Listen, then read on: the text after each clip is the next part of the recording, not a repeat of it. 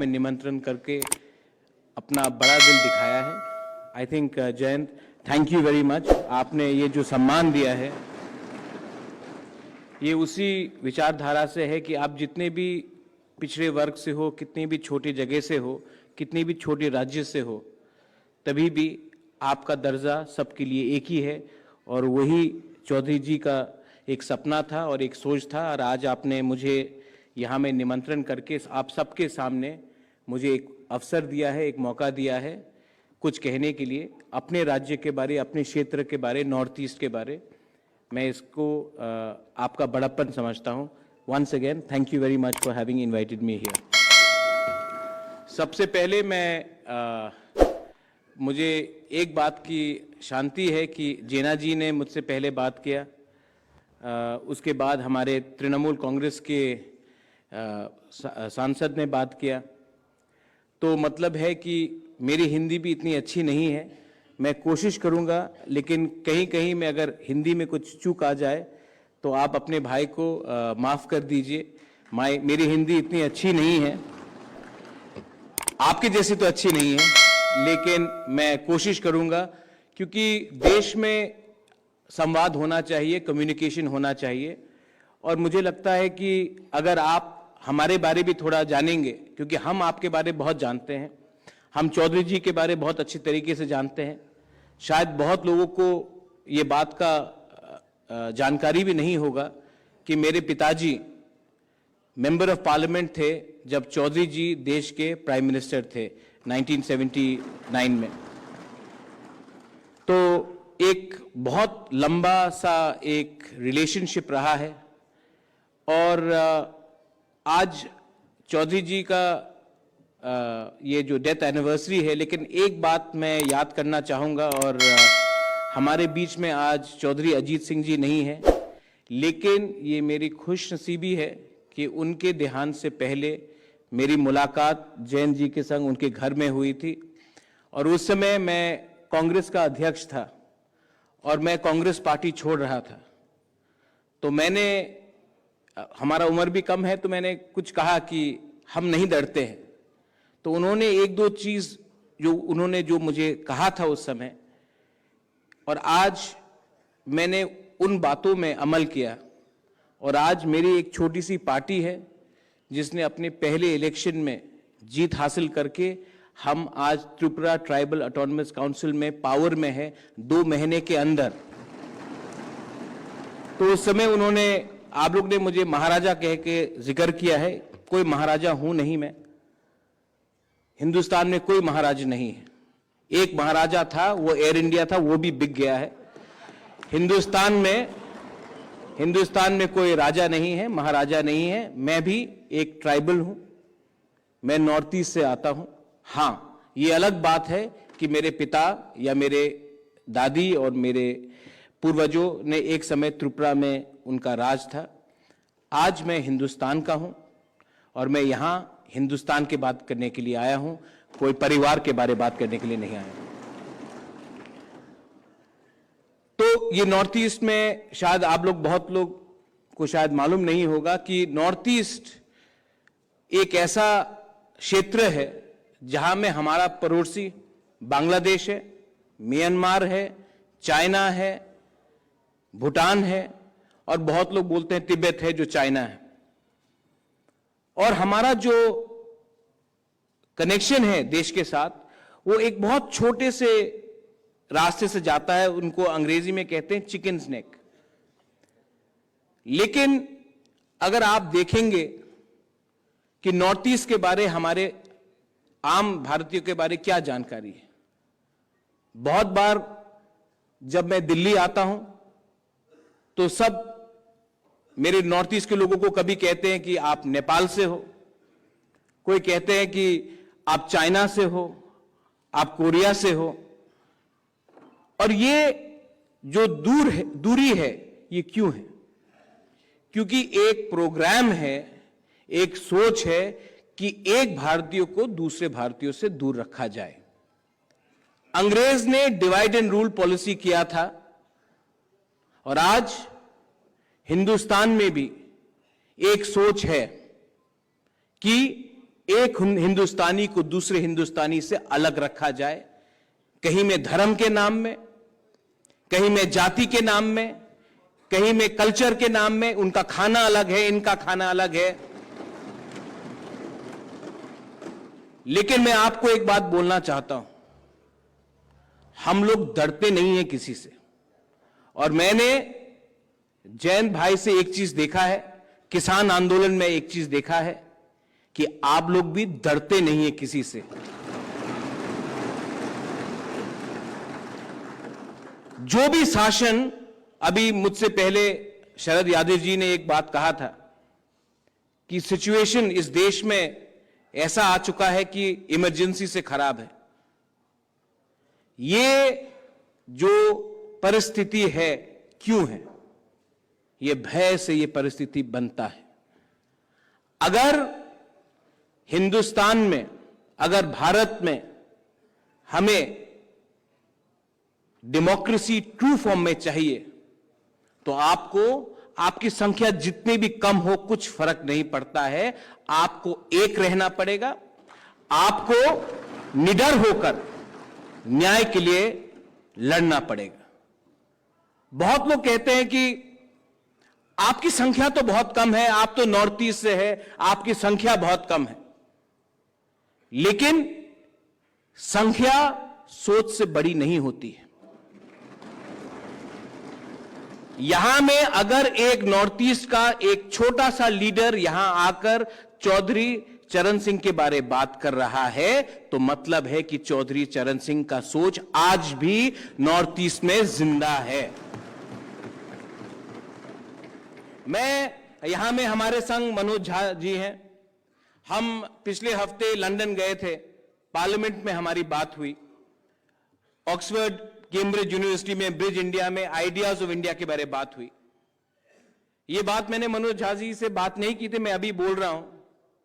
मैं आपको एक उदाहरण देना चाहता हूं कि नॉर्थ ईस्ट के बारे क्या सोचा जाता है। मैं पार्लियामेंट में, हमारा एक भाषण था, जाने से पहले वहां में ब्रिटिश के एमपीज थे, हिंदुस्तान के बहुत एमपीज थे, डिग्नेटरीज थे। मैं अपना बात रखने जाने वाला था, तो एक हाई कमीशन का एक ऑफिशियल आकर मुझे कहता है, प्रद्योत, हिंदुस्तान के खिलाफ कुछ मत कहना। तो मैंने कहा, भाई साहब क्यों? आप इतने लोग हैं यहां में, इस कमरे में, आपने मेरे पास आकर ही क्यों कहा कि हिंदुस्तान के खिलाफ कुछ मत कहो? तो वो चुप रहा। तो मैंने उनको बोला, आप जानते हैं कि मेरे दादी ने ही इंस्ट्रूमेंट ऑफ एक्सेशन में साइन कर कर हम हिंदुस्तान का एक अंग बने। आप मुझे ही क्यों टारगेट कर रहे हो? इस कमरे में तो बहुत लोग हैं। ये सोच है कि नॉर्थ ईस्ट का एक जनजाति ये सिर्फ वायलेंस से अपना बात रख सकता है, वो देश को मानता नहीं है। ये एक सोच है कि नॉर्थ ईस्ट का एक अनुसूचित जनजाति वायलेंस से ही अपना बात रखता है और देशद्रोही है। इस सोच को तोड़ने के लिए हमने बहुत संघर्ष किया है। और आज मैं यहां में आपको बोल सकता हूं कि हमारे ही राज्य से बहुत बड़े लीडर्स हैं जिन्होंने कहा था, अरे जाट का तो कोई सोच नहीं है, वो तो उनका दिमाग नहीं है, हमारे पास दिमाग है। ये सोच आज भी जिंदा है। और इस सोच को तोड़ने के लिए, एक जंगल में बैठा हुआ जनजाति भी आपके साथ तैयार है। आप संघर्ष करो।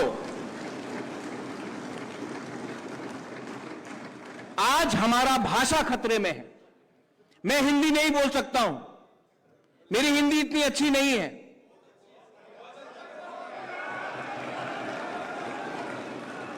लेकिन मैं हिंदी से आपसे संवाद कर रहा हूं। लेकिन मेरा भी एक भाषा है, कोकबोरोक, जो टिबेटो बर्मीज है। आज हमें कहा जाता है कि आप उस भाषा में बात मत करो, हमारा पकवान अलग है।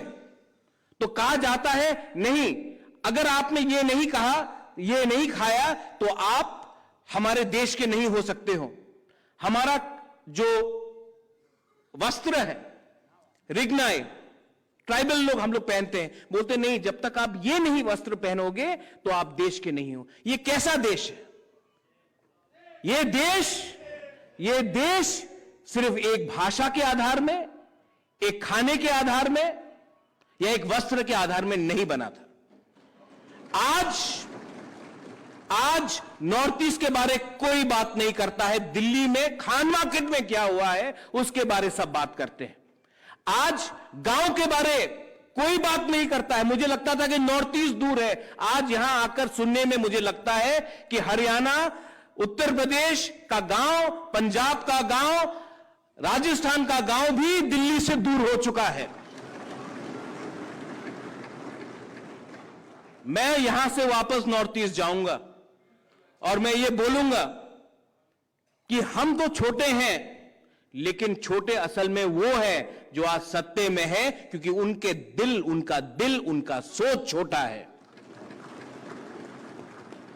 चौधरी चरण सिंह जी का सोच, his ideas is even more stronger today when I see Mr. Jaina ji talking from Orissa, when I see someone talking from Bengal, when I see Yogendra Yadav ji, जब मैं आप सबको देखता हूं तो मुझे एक बात से मुझे मोटिवेशन, प्रोत्साहन मिलता है कि प्रद्योत वापस त्रिपुरा जाओ और वापस लड़ो, क्योंकि आप अकेले नहीं हो। और मैं आपको बोलना चाहता हूं, ये जो आपका संघर्ष है, ये जो आपका सोच है, आप कायम रखिए। इस जंग में अगर मैं अपने आप को राजा समझूंगा तो मैं हारूंगा। अगर मैं आपके संग इस जंग में मैंने आपको अकेला छोड़ा तो मैं हारूंगा, क्योंकि अकेले बांटकर ये जीतते हैं। इसके लिए मैं आपको बोलना चाहता हूं, मेरा भाई है यहां में, इस भाई के लिए मैं त्रिपुरा से यहां आया हूं और इस भाई को मैं एक दिन देखना चाहता हूं जहां में चौधरी चरण सिंह जी थे।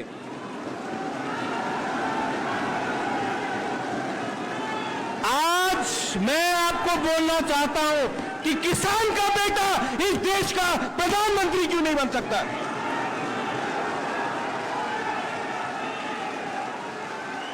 एक उड़ीसा से एक व्यक्ति इस देश का प्रधानमंत्री क्यों नहीं बन सकता है? ये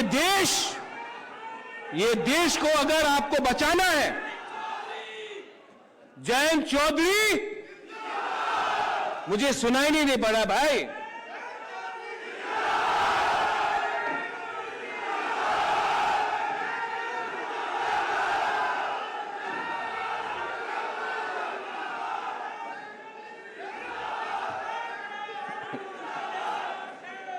अब जयंत भाई, मैं जाट बन चुका हूं।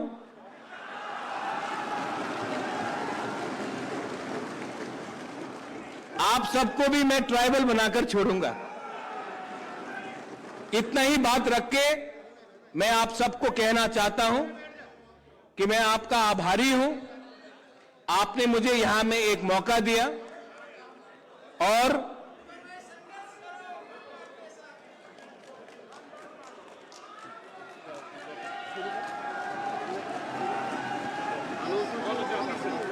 थोड़ी सी पिक्चर है, हरी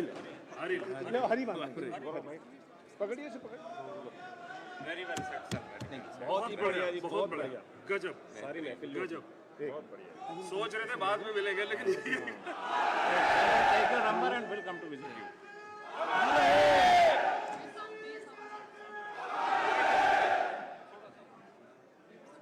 हाँ चल बस, बहुत बढ़िया, बहुत बढ़िया, very well set sir and will come to see you. Thank you. परिवार आपके साथ, आपसे मिलते हैं जी बात। भाई साहब, मैं यही बोलकर अपना बात आज यहां में समाप्त करता हूं।